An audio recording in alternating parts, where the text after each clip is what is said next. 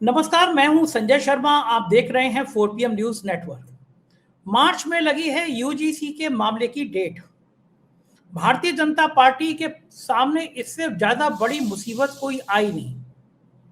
अगर supreme court ने stay की डेट बढ़ाई तो पिछड़े वर्ग और दलितों में यह संदेश आएगा कि सरकार जानबूझकर डेट बढ़ा रही है।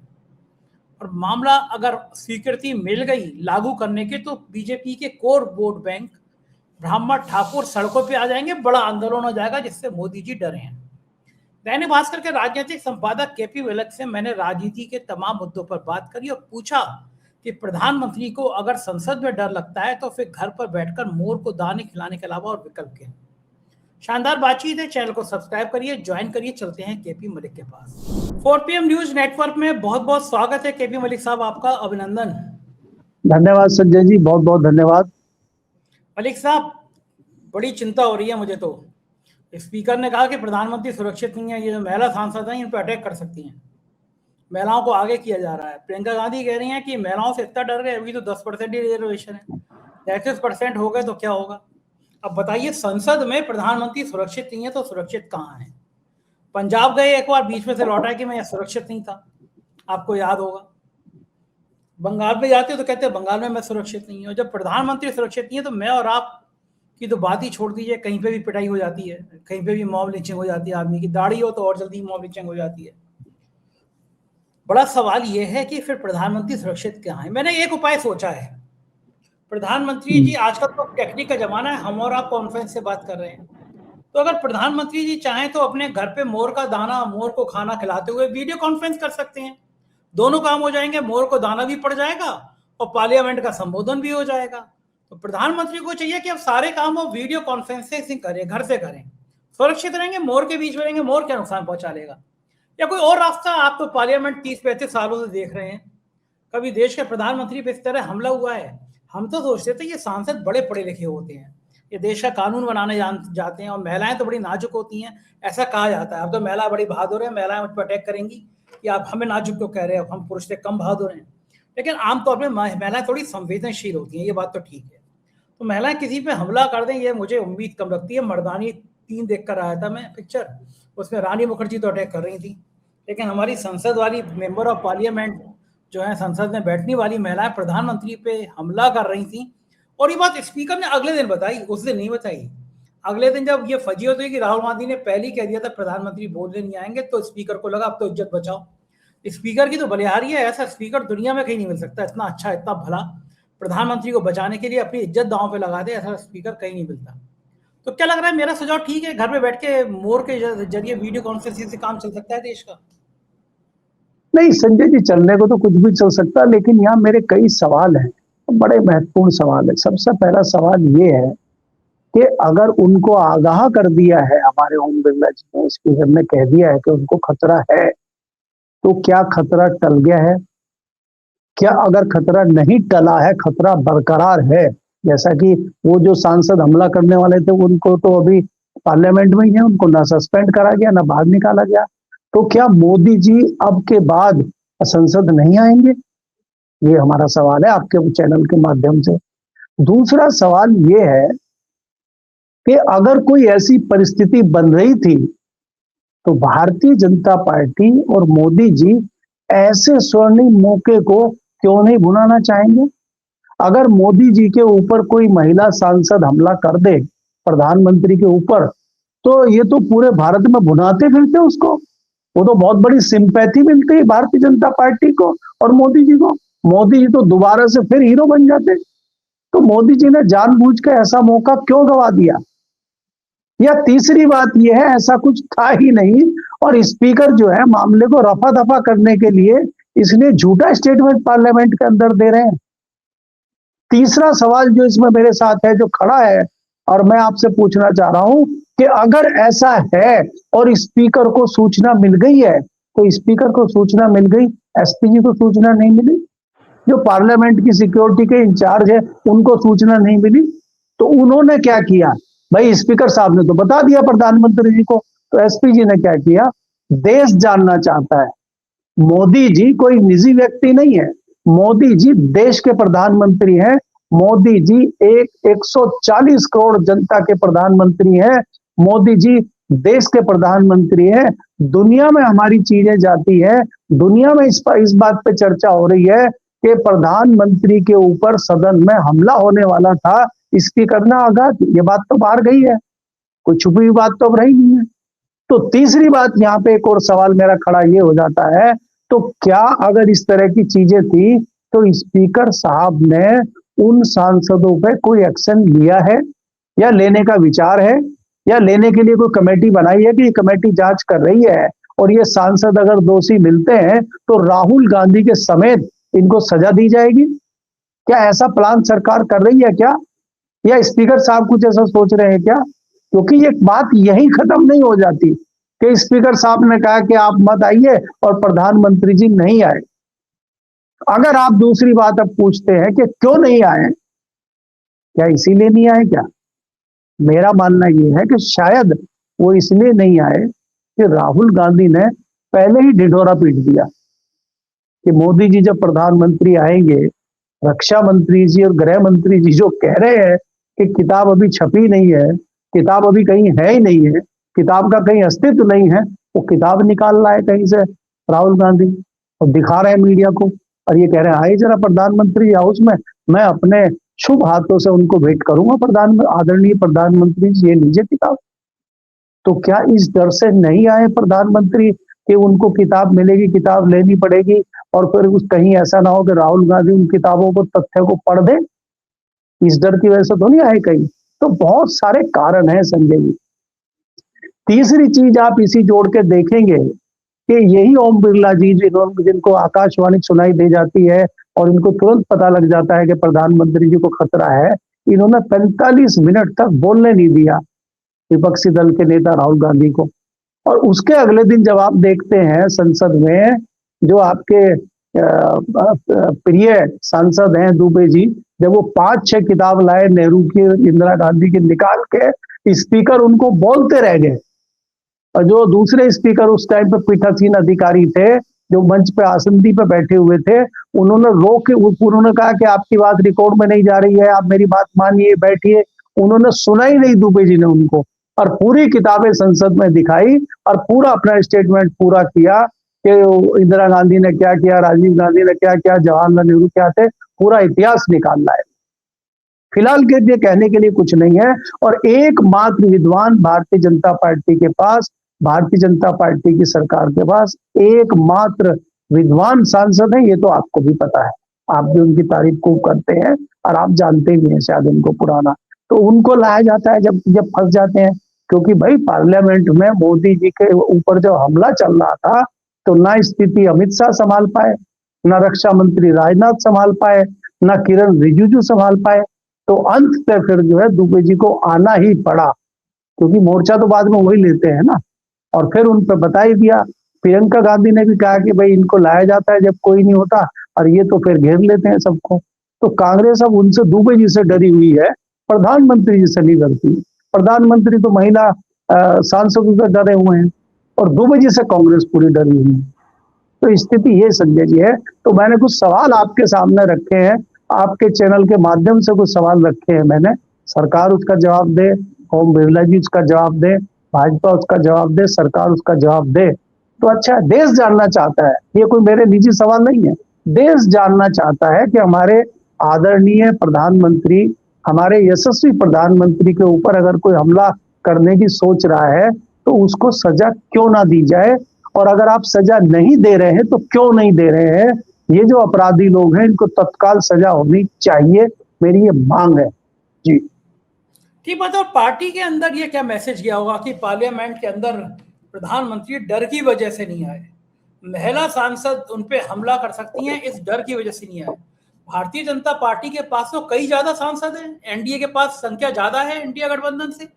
अगर महिलाएं के स्पीकर को हमला तो एनडीए के सांसद घेराबंदी कर लेते, नहीं बढ़ने देते आगे। लेकिन हमारे विश्व गुरु 56 इंच का सीना है उनका, अगर वो इस डर से कि साहब हमला हो सकता है पार्लियामेंट के अंदर नहीं जाएंगे, तो ये बाकी स्पीकर ने नहीं सोचा कि हमारे विश्व गुरु का थोड़ा मान सम्मान कम होगा। अभी तक तो कहते 56 इंच का सीना है, डरते नहीं है किसी से, और इस तरह अगर नहीं गए पार्लियामेंट छोड़ गए तो फिर एक रणछंबर दास ऐसे करके कोई एक शब्द होता है, रणछोड़, वैसी भी स्थिति रणछोड़ दास, प्रधानमंत्री रण है क्या ना, रणछोड़ ना, रणछोड़ दास। रणछोड़ दास, तो ये तो एक खराब स्थिति ना, इस तरह के शब्दों को कोई प्रधानमंत्री के लिए कहे, मुझे तो बहुत खराब लगता है, देश के प्रधानमंत्री और ये शब्द इस्तेमाल उनके लिए किया जाए, तो ये बात तो स्पीकर का सोचना चाहिए था ना कि ये क्यों प्रधानमंत्री के नाम के पीछे रणछोड़ दास ये नाम चिपका रहे हैं। अरे कह देते एनडीए के सांसदों को घेरा बना लो, कोई आदमी आना नहीं चाहिए, प्रधानमंत्री बोलते, लेकिन बोले ही नहीं संसद में, ये तो कमाल हो गया। राहुल गांधी का सामना नहीं करना चाहते, आखिर क्या राहुल गांधी को हिप्नोटिज्म आ गया है, कोई भरोसा नहीं है, वो आदमी ठंड में टी शर्ट पहन के निकल जाता है, तो प्रधानमंत्री को लगा होगा कोई साधना वाधना कर ली हो, वैसे भी कहा जाता है राहुल गांधी ने विपाशना किया, जाने क्या क्या किया है, तो एक वो होता है ना जिसमें आई कांटेक्ट में आदमी को सम्मोहन, तो मोदी जी को लगा होगा कि राहुल गांधी ने आंख में आंख डाल दी और सम्मोहन हो गए, तो राहुल गांधी की तारीफ करने लगे, गड़बड़ हो जाएगा मामला। हुआ क्या, मतलब क्यों ऐसा माहौल बन गया जैसे मोदी जी की मजाक उड़ गई। संजय जी देखिए, अगर कोई जानकार व्यक्ति सवाल पूछे, मोदी जी को खतरा लोकसभा के पटल पे है, लोकसभा में मोदी जी को खतरा है, आपको मालूम है? उनको खतरा, अगर वास्तव में खतरा है तो आपको मालूम है, एक राशिद जी जो है सम्मानीय सांसद है कश्मीर से, और उनके ऊपर तमाम केस चल रहे हैं, वो तिहाड़ जेल में बंद है, और वो पार्लियामेंट की कार्रवाई के लिए उनको तिहाड़ जेल से लाया जाता है। उन्होंने कई बार सवाल उठाए, कई बार पार्लियामेंट में जब वो बोलते हैं तो स्पीकर को कहते हैं कि भाई मुझे तो बोलने दो, मुझे अपनी बात रखने दो, आपके दुबे जी बाकी लोग तो कभी भी बोल सकते हैं, मुझे तो जेल से लाया जाता है, बहुत कम परमिशन मिलती है मुझे, जब जब सदन की कार्रवाई चलती मुझे लाया जाता, तो मुझे तो बोलने दो। तो जब इस तरह के लोग, जिनके ऊपर इस तरह के आरोप चल रहे हैं, मुकदमे चल रहे हैं, वो जेल में बंद है, उनसे खतरा मोदी जी को नहीं है, तो क्या महिला सांसदों से खतरा है, और क्या वास्तव में खतरा है? तो उसमें सरकार क्या कर रही है, इसके जवाब भी जनता को देना चाहिए। देखिए बात यह है कि ये सियासी लूरा कुश्ती चल रही है, और इस सियासी लूरा कुश्ती में कई सारी चीजें हैं, जैसे अभी आपने देखा एक बहुत बड़ी डील हुई है, अगले हफ्ते जो है अमेरिका का एक प्रतिनिधिमंडल आ रहा है, उसमें अमेरिका की जो एग्रीकल्चर मिनिस्टर हैं, एग्रीकल्चर के वहाँ दूसरे जो है अमेरिका के राष्ट्रपति हैं, उसके अलावा जो वहाँ के प्रेस सेक्रेटरी हैं व्हाइट हाउस के, वो लगातार ट्वीट कर रहे हैं, लगातार मीडिया को बयान दे रहे हैं कि हमारी भारत के साथ बड़ी डील हुई है, भारत वेनेजुएला से तेल खरीदेगा, इमीडिएटली रशिया से तेल खरीदना बंद करेगा, हमारा जो है 500 करोड़ डॉलर का एक्सपोर्ट होगा वहां पे, और वो 0% ड्यूटी लगाएगा, और हम जो 50% ड्यूटी की उसको घटा के 18% करेंगे। लोगों का सवाल ये है कि जो 18% हुई है, जिसमें भक्त नाच रहे हैं, वो तो पहले 3.25% थी, और दूसरा जो हम ड्यूटी लगाते थे अमेरिका से इंपोर्ट पे, वो 0 हमने कर दी है। तो ये बहुत बड़ा सवाल है, इससे कहीं ना कहीं सरकार घिरी हुई है। राहुल गांधी इसी पर सवाल उठाना चाहते हैं, इसी पर जवाब मांग रहे हैं, और एक वो फाइल खुल रही है अमेरिका में, उस फाइल का भी जिक्र कहीं कहीं हो रहा है, उसमें भी कई लोगों के नाम आ रहे हैं, कई क्रांतिकारी लोग हैं भारत के जिनके नाम चल रहे हैं, उससे भी कहीं ना कहीं लोग डरे हुए हैं। तो ये त्रिकोणीय मुकाबला चल रहा है, कहीं ना कहीं डर कुछ और का है, कहीं पे निशाना, कहीं पे निगाहें, उस तरह की चीजें हैं संजय जी। लेकिन मेरा जो विषय है और मेरा जो महत्वपूर्ण मामला है खेती किसानी का, इसमें जो सूचनाएं आ रही हैं हमें, और अमेरिका की तरफ से जिस तरह से ट्वीट किए जा रहे हैं कि वहां से आप डेयरी प्रोडक्ट, खेती के प्रोडक्ट, कृषि से संबंधित चीजें जब आएंगी, फसलें आएंगी, मक्का आएगी, दूसरी चीजें वहां से आएंगी, तो भारत में किसानों की तबाही शुरू हो जाएगी। तो क्या ये सरकार किसानों की तबाही करवाना चाहती है? क्या ये किसानों को खत्म करना चाहते हैं? क्योंकि आपको पता है कि इस सरकार की मंशा किसानों के प्रति बहुत अच्छी नहीं है, और ये किसानों ने कहा है। 13 महीने किसान दिल्ली की सीमा पर बैठ के गए, 700 किसानों की मौत हुई है। तो प्रधानमंत्री जी 2022 में कह रहे थे किसानों की आय दुगनी कर देंगे, किसानों की आय तो दुगनी नहीं हुई है। जो प्रोडक्ट किसान यूज करता है, चाहे वो खाद हो, बीज हो, कृषि के लिए कृषि यंत्र हो, चाहे डीजल हो, चाहे बिजली हो, सबके रेट दुगने हो गए, बस उसकी फसल के रेट दुगने नहीं हुए। 13 महीने का आंदोलन जब माफी मांग के मोदी जी ने खत्म करवाया था, तो तो उस टाइम एक कमेटी बनाई थी, उन्होंने कहा था हम एमएसपी आपको देंगे। वो एमएसपी आज तक सरकार ने नहीं दी है। ये तो सरकार किसानों पर ध्यान दे। एमएसपी का मतलब संजय जी ये है कि मिनिमम सपोर्ट प्राइस। जो भी आप प्रोडक्ट खरीदते हैं, अगर आप एक फ्रूटी भी खरीदते हैं, फ्रूटी के पाउच के ऊपर एमआरपी लिखा रहता है, मैक्सिमम रिटेल प्राइस, उस पे आपको मिलती है। और किसान कह रहा है कि मुझे एमएसपी दे दो, मिनिमम सपोर्ट प्राइस दे दो, उसको मिनिमम भी नहीं हम दे रहे। समोसा बेचने वाला ये कहता है कि समोसा बनाने में मेरा आलू का खर्चा, आटे का खर्चा, तेल का खर्चा, आग का खर्चा, सारा खर्चा मिला के 12 रुपए आया है, तो मैं 15 रुपए का समोसा बेचूंगा, 3 रुपए मेरा प्रॉफिट होगा।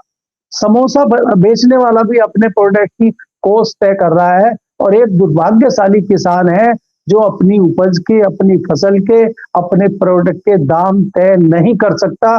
उसके दाम सरकार तय करती है, और सरकार व्यापारियों से दबी हुई है। अब सरकार के व्यापारी कौन है उनको आप जानते हैं। तो आप व्यापारियों को फायदा करने के लिए किसानों को तबाह कर रहे हैं, इस तरह की भी खबरें हैं। अब अगले हफ्ते जो अमेरिकन प्रतिनिधिमंडल आएगा और उसके बाद ज्वाइंट प्रेस कॉन्फ्रेंस होगी, तो उसमें हमें पता चलेगा कि क्या क्या समझौते हमारे अमेरिका के साथ हुए हैं। आज सरकार क्यों नहीं बता, आप इतना बड़ा समझौता अमेरिका के साथ कर रहे हैं, आप संसद को नहीं बता रहे हैं। बजट सेशन चल रहा है, अगर पार्लियामेंट में नहीं पता है, सरकार को नहीं पता है, मेंबर ऑफ पार्लियामेंट को नहीं पता है, विपक्ष को नहीं पता है, तो जो गांव में बैठा हुआ किसान है उसको कैसे पता लगेगा? जो छोटा व्यापारी दुकानदार है उसको कैसे पता लगेगा? तो देश जानना चाहता है कि आप कर क्या रहे हैं। तो देश जानना चाहता है, कहीं उससे बचने के लिए तो स्पीकर और प्रधानमंत्री जी रामलीला नहीं कर रहे हैं सदन में, इसीलिए तो ये नई नई चीजें नहीं निकाल के ला रहे हैं। कहीं ऐसा तो नहीं है। तो बहुत सारे कारण हैं, और राहुल गांधी विपक्ष के नेता है, उनका फर्ज है इस तरह की चीजें उठाना। उनको भी तो जनता ने चुन के भेजा है सरकार से सवाल पूछने के लिए। अगर वो नहीं पूछेंगे तो सरकार, जनता उनको ठीक करेगी। बात यह है, प्रधानमंत्री जी को देश को जवाब देना चाहिए। ये जवाब राहुल गांधी अपने लिए नहीं मांग रहे, वो देश के लिए मांग रहे। तो प्रधानमंत्री जी क्यों नहीं जवाब दे रहे? जी मलिक साहब, एक के बाद एक मुसीबत आ रही है। यूजीसी की जो संशोधन हुआ था उसकी तारीख मार्च में है, और जो बीजेपी का कोर वोट बैंक था, जो ऊंची जातियां, ब्राह्मण, ठाकुर वो थे, वो बिल्कुल चिढ़ के नफरत के हद तक आ गए थे। प्रधानमंत्री और गृह मंत्री के फोटो पे आपत्तिजनक बातें लिख रहे थे, और उनके ऊपर फोटो पोस्टर पे जूते मार रहे थे। बड़े खराब सीन लग रहा था कि इस तरह नहीं होना चाहिए, मर्यादा के विपरीत नहीं जाना चाहिए। लेकिन बीजेपी डर गई, पहली बार डरी कि ये कोर वोट बैंक है, अगर ये इस तरह सड़क पर आ गया तो पोजीशन बड़ी खराब हो जाएगी। वो तो अच्छा हुआ सुप्रीम कोर्ट ने स्टे दे दिया, इज्जत बच गई। लेकिन कब तक? अगर मार्च में डेट है, मार्च में फिर डेट आगे बढ़ी, तो पिछड़ों और दलितों में ये संदेश आएगा कि सरकार की शह पर ये डेट आगे बढ़ रही है, और फिर ये दबाव बनेगा कि भाई आप एक अध्यादेश ले आइए। जब मुख्य चुनाव आयुक्त ने ये कहा था कि चुनाव आयुक्त की प्रक्रिया है उसमें सुप्रीम कोर्ट का एक जज होना चाहिए, और जज नहीं रखना था तो अध्यादेश ले आए थे। तो फिर ये डिमांड होगी पिछड़ों और दलितों की, अगर सुप्रीम कोर्ट डेट आगे बढ़ा रहा है तो आप उस कमेटी को एडिटिव पालन कराने के लिए एक अध्यादेश ले आइए। अध्यादेश लाते हैं तो ऊंची जातियों का विरोध, और नहीं लाते हैं तो पिछड़े और दलितों का विरोध। आपको क्या लगता है कि ये जो आंदोलन है ये धीरे धीरे मंडल आयोग की तरह एक बड़े विचारधारा की तरफ जा रहा है, और ये अगर जैन जी खास तौर से नाराज हैं, और इधर कुआं उधर खाई, सरकार क्या करे? अगर ये आंदोलन बढ़ता है तो सरकार के सामने विकल्प क्या होंगे? संजय जी, मुझे लगता है कि कुछ नहीं होगा, ये ऐसे ही चलता रहेगा। भारतीय जनता पार्टी अपने ही जाल में फंस गई है। भारतीय जनता पार्टी एक्चुअली कहीं ना कहीं सवर्णों को, ब्राह्मणों को खुश करना चाहती थी, क्योंकि उनको वो उनका कोर वोट है। दूसरा क्या था कि भारतीय जनता पार्टी इस चीज को लेकर भी घबराहट में थी कि उत्तर प्रदेश में पीडीए जिस तरह से छिटक गया था भारतीय जनता पार्टी से, लोकसभा चुनाव में भारतीय जनता पार्टी को बहुत बड़ा नुकसान उत्तर प्रदेश में हुआ। तो उसको कहीं ना कहीं उत्तर प्रदेश में अगले साल चुनाव है, और दलितों को, पिछड़ों को वापस भारतीय जनता पार्टी में लाया जाए, उनको खुश करने के लिए ये सुगबुगाहट भारतीय जनता पार्टी ने शुरू की थी। और उनको ये अंदाजा था कि हम इनको खुश कर देते हैं और ये वापस भारतीय जनता पार्टी में आ जाएंगे। और हालांकि होना कुछ उसमें है नहीं, कई सारे लूप होल उसमें छोड़ दिए गए थे, इनको भी आभास था कि ये सुप्रीम कोर्ट में जाकर रुक जाएगा। और सुप्रीम कोर्ट में भी देखिए, सुप्रीम कोर्ट तमाम ऐसे केस हैं जिस पर सालों साल संज्ञान नहीं लेती है, लेकिन ये मैटर था, फटाक से सुप्रीम कोर्ट ने संज्ञान ले लिया उस पर। तो ये कहीं ना कहीं ये मामला था कि सुप्रीम कोर्ट में लटक जाएगा। और मैं अगले महीने भी जो डेट है उस पर भी आपको कहना चाह रहा हूँ कि कुछ नहीं होगा, ये ऐसे ही नूरा कुश्ती चलती रहेगी। अब ब्राह्मण समाज को भी इतना मौका नहीं मिलेगा कि वो इस तरह सड़क पर उतर के विरोध करे या क्या करे, क्योंकि कुछ फैसला ही नहीं होगा, लटका के रखेंगे। आज आप मुझे बताइए ना, मैं किसान आंदोलन की बात कर रहा हूँ, जो 13 महीने सड़कों पर बैठे रहे, उनको आपने ये कह के भेजा कि हम आपको एमएसपी देंगे और आपकी कुछ मांग पूरी करेंगे और हम माफी चाहते हैं, आप चले जाइए, वो चले गए, आज तक कुछ नहीं हुआ। तो ऐसे ही इसमें होगा कि ये लटका रहेगा और उसी बीच में उत्तर प्रदेश का इलेक्शन हो जाएगा और फिर आप भी भूल जाएंगे, हम भी भूल जाएंगे, वो तो भूले बैठे ही हैं। वो सिर्फ इलेक्शन तक ये मामला गर्म रहेगा, उसके बाद तब तक नया मामला कोई ना कोई आ जाएगा। आप देख रहे हैं ना कि यहाँ तो छोटे मामले आते आते बड़े हो जाते हैं। जैसे मुजफ्फरनगर का छोटा मामला 2013 में बड़ा हो गया था, क्या पता इसी तरह कोट द्वार का मामला छोटा है वो बड़ा हो जाए। तो मुद्दे बदलते रहते हैं। आप बताइए, आप चर्चा चल रहे थे, कई दिन चैनल पे चर्चा चली बनारस की, वाराणसी की, कि वहां पे जो है मूर्तियां खंडित हो गई हैं और वो महारानी होलकर का जो मंदिर था उसको भी ध्वस्त कर दिया गया। उस पर गंभीर चर्चा चली, प्रधानमंत्री कॉन्सिक्वेंसी वहां पे कैसे ऐसा हो सकता है, तो मुद्दे को तत्काल डाइवर्ट किया गया, प्रयागराज मुद्दे को भेज दिया गया। वहां शंकराचार्य जी धरने पे बैठे रहे, 10 दिन तक वो भी उठापटक करते रहे, सारा मीडिया आकर्षित हो गया और लोग बनारस भूलकर शंकराचार्य जी और योगी जी की डिबेट में लगे रहे। अब योगी जी और शंकराचार्य का मामला भी खत्म हो गया, देखिए कितना अच्छा समाधान हुआ है। अब ये नया मामला आ गया है। तो मामले बदलते रहेंगे, होना कुछ नहीं है, बस वोट को किस तरह वापस खींचा जाए उसकी नूरा कुश्ती भारतीय जनता पार्टी में चल रही है। ना ब्राह्मणों को कुछ मिलना है, ना दलितों को कुछ मिलना है, चलेगा ऐसे ही जैसे चल रहा है। लेकिन एक कभी किसी को कुछ करेंगे। अब ब्राह्मण नाराज हैं तो दलितों को कुछ करने की कोशिश हो रही है, अगर ब्राह्मणों को कुछ करेंगे तो दलित नाराज होकर भाग जाएंगे।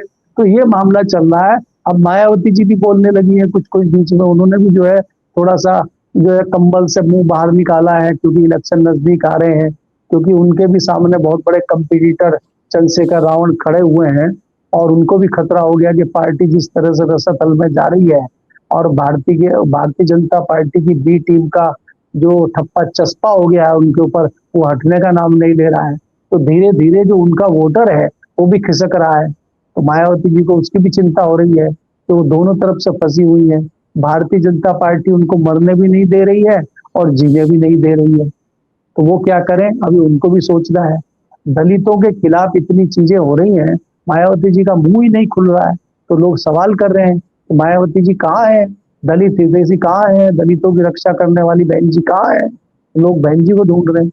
तो संजय जी, ये नूरा कुश्ती सिर्फ उत्तर प्रदेश में विधानसभा चुनाव जीतने के लिए हो रही है, बाकी इसमें होना कुछ नहीं है यूजीसी में। जी देखो, ठीक कह रहे हैं, राजनीति सिर्फ नूरा कुश्ती के लिए हो रही है। बहुत बहुत शुक्रिया आपने केपी मलिक साहब, आपने मुझे समय दी, बातचीत की, थैंक यू। ये थे केपी मलिक जी। पूरी बातचीत आपने सुनी, कैसी लगी बातचीत बताइएगा जरूर। शुक्रिया, थैंक यू।